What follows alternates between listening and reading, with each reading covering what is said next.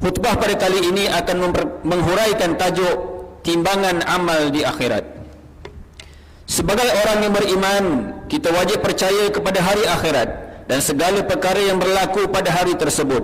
Antara perkara yang wajib kita imani dan percaya ialah wujudnya mizan, iaitu timbangan amal manusia di akhirat kelak. Sebagaimana firman Allah Subhanahu wa taala dalam surah Al-Mu'minun ayat 102 hingga ayat 103 yang dibacakan pada awal khutbah tadi, yang bermaksud, maka sesiapa yang berat timbangan amal baiknya, maka mereka itulah orang-orang yang berjaya, dan sesiapa yang ringan timbangan amal baiknya, maka merekalah orang-orang yang merugikan dirinya sendiri, mereka kekal di dalam neraka Jahannam. Ma'asyiral muslimin rahimakumullah, di akhirat kelak, setelah hitungan amalan dan hisab seseorang selesai, maka amalan tersebut kemudian akan ditimbang di atas mizan, iaitu neraca atau penimbang. Antara tujuannya adalah untuk menilai dan mengukur sama ada ringan atau berat pahala dan dosa seseorang. Sekiranya berat timbangan pahalanya, maka sudah pasti syurga Allah Subhanahu wa taala akan menantinya. Akan tetapi sebaliknya, jika timbangan berat kerana dosa-dosanya, maka bersedialah akan keburukan yang akan menimpanya. Allah Subhanahu wa taala mencipta mizan adalah untuk menilai dan menimbang amalan hamba-Nya. Walaupun hakikat sebenarnya Allah Subhanahu wa taala tidak memerlukan mizan, kerana Dia Maha mengetahui perbuatan hamba-hamba-Nya dan Maha adil terhadap hamba-hamba-Nya. Akan tetapi hikmahnya diciptakan mizan ini kerana Allah Subhanahu wa taala ingin memperlihatkan kepada hamba-hamba-Nya akan amalan-amalan yang telah mereka lakukan, supaya mereka sedar dan mengetahui perlakuan mereka semasa hidup di dunia.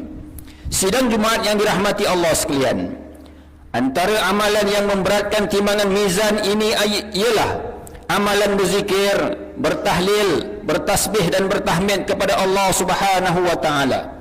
Hal ini bertepatan dengan sebuah hadis yang diriwayatkan oleh Imam Ibn Hibban daripada Abu Sa'id Al-Khudri, bahawasanya Rasulullah sallallahu alaihi wasallam bersabda yang bermaksud, Nabi Musa alaihissalam pernah berkata kepada Tuhannya, "Wahai Tuhanku, ajarkanlah kepadaku sesuatu yang aku sentiasa menyebutmu dengannya, memberatkan pujian kepadamu dengannya, dan berdoa kepadamu dengan menggunakan sesuatu."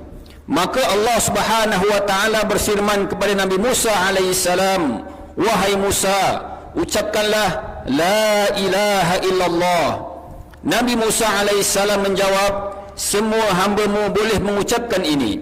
Maka Allah berfirman kepada Nabi Musa, "Wahai Musa, kalau sekiranya 7 langit segala penghuninya selain aku, dan juga 7 lapis bumi, dan semua itu diletakkan pada suatu timbangan iaitu mizan, dan kalimah la ilaha illallah diletakkan pada suatu timbangan lain, maka akan lebih berat kalimah la ilaha illallah. Oleh itu, jika amalan lidah ini sudah begitu besar sehingga mampu memberatkan timbangan mizan, apatah lagi jika kita dapat menggunakan anggota badan untuk melakukan amalan soleh lain seperti solat, zakat, puasa, membantu orang dan sebagainya. Sudah pasti fadilatnya juga akan memberatkan timbangan amalan kita.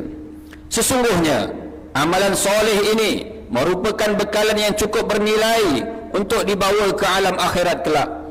Selain itu, memiliki akhlak yang baik juga merupakan amalan yang dapat memberatkan timbangan amal kita. Sebagaimana hadis yang diriwayatkan oleh Imam At-Tirmizi, bahawasanya Rasulullah sallallahu alaihi wasallam bersabda yang bermaksud, tidak ada sesuatu yang lebih berat dalam timbangan seseorang mukmin kelak pada hari kiamat daripada akhlak yang baik. Sesungguhnya Allah amat murka terhadap seorang yang keji lagi jahat. Amalan lain yang boleh membantu kita dalam menghadapi timbangan mizan ini juga ialah dengan memperbanyakkan selawat, kerana kita umat memerlukan syafaat baginda Rasulullah sallallahu alaihi wasallam dalam menghadapi kehidupan di alam akhirat kelak. Dalam sebuah hadis yang diriwayatkan oleh Imam At-Tirmizi yang bermaksud bahawa suatu hari Anas bin Malik radhiyallahu anhu pernah meminta Rasulullah sallallahu alaihi wasallam agar memberikan syafaat. Lalu baginda Rasulullah sallallahu alaihi wasallam bersabda, "Akulah yang akan memberikan." Lalu Anas bin Malik radhiyallahu anhu bertanya, "Wahai Rasulullah, di mana aku akan dapat mencarimu ya Rasulullah?" Baginda Rasulullah sallallahu alaihi wasallam menjawab, "Carilah aku di titian sirat." Lalu beliau bertanya, "Jika aku tidak bertemu kamu di atas sirat?" Baginda menjawab, "Carilah aku di mizan." Beliau bertanya lagi, "Jika aku tidak bertemu kamu di mizan?" Baginda menjawab, "Carilah aku di telaga, kerana aku berada di tempat ini." Sidang Jumaat yang dirahmati Allah sekalian, kesimpulannya, mengakhiri khutbah pada kali ini, mimbar ingin menyeru para jemaah sekalian, sebagai umat Islam yang beriman, kita hendaklah sentiasa mempertingkatkan setiap amalan baik ketika hidup di dunia ini. Kita mempunyai pilihan, sama ada untuk melakukan kebaikan bagi memperolehi pahala, ataupun melakukan keburukan yang boleh mendatangkan dosa. Sesungguhnya setiap amalan yang kita lakukan di dunia ini pasti akan dinilai oleh Allah Subhanahu wa taala, dan malaikat akan mengawasi dan mencatat setiap amalan yang kita lakukan, walaupun sekecil-kecil perbuatan yang kita lakukan.